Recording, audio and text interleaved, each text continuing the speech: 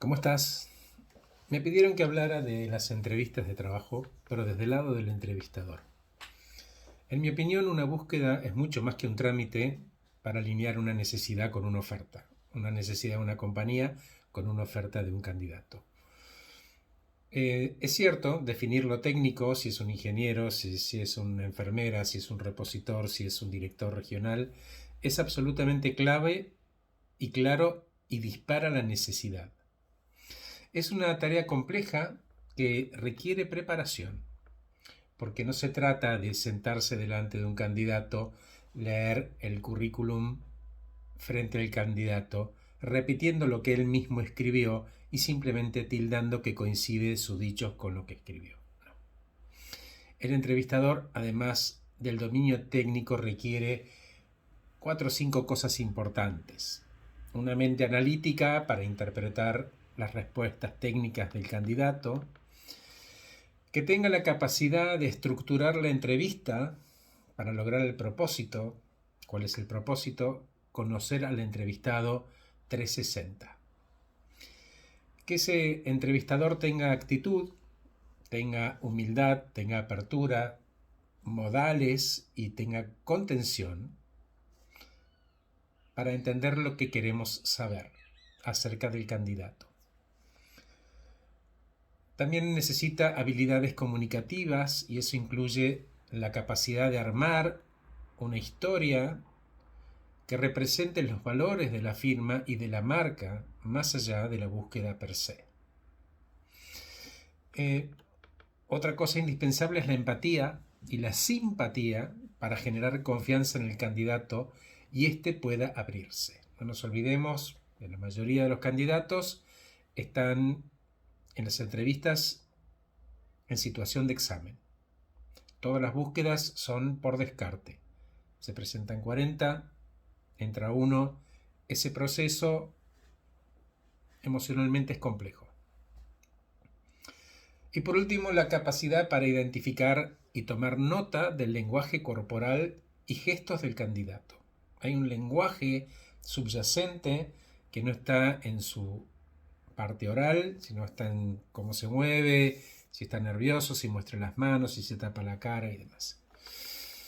El candidato trae consigo 4 cosas: educación, experiencia, resultados y actitud. Y en mi opinión, hay una polinómica que resume qué importancia tiene cada factor y la voy a compartir con ustedes. De nuevo, en mi opinión, 10% es la educación.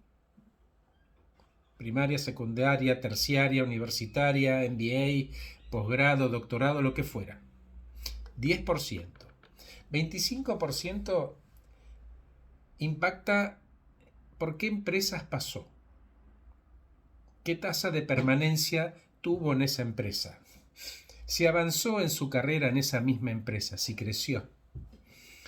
Otro 25% son los proyectos en los cuales participó.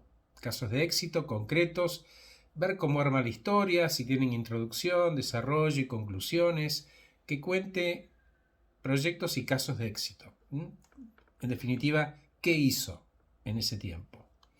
Y por último, con 40%, competencias blandas, la actitud, la milla extra, leadership, humildad.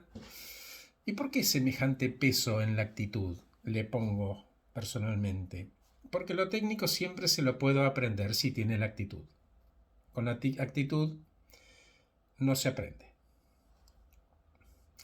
Después, 2 preguntas abiertas que no pueden faltar y que permitan al candidato mostrar todo su potencial. Un ejemplo: contame un proyecto y que se explaye. La calidad de la respuesta es clave porque permite entender varias cosas.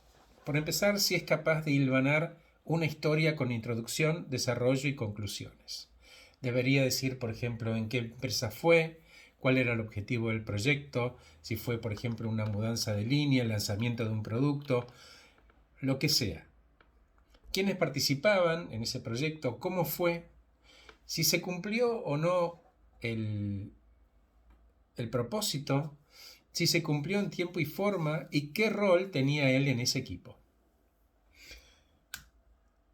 La segunda parte de esa entrevista, más allá de lo básico, es entréguenle hojas de papel y elementos para escribir y le dan un problema típico del día a día o un asunto a resolver, con complejidad del mercado, un problema real que estén intentando solucionar y que proponga soluciones.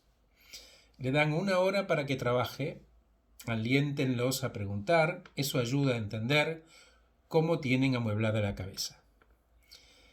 Ustedes pueden mientras tanto chequear su celular o responder correos con su computadora como si estuvieran trabajando juntos. Generen un ambiente de confianza.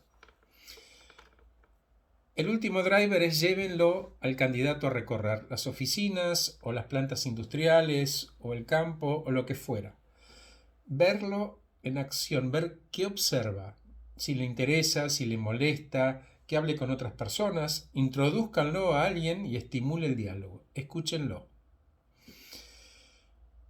Para terminar, el papel del CV resiste todo. En cambio, los ejercicios y la dinámica humana reducen sensiblemente, en mi opinión, la posibilidad de error antes de someterlo a un psicotest. Gracias por escucharme, que estés muy bien, soy Horacio Velotti.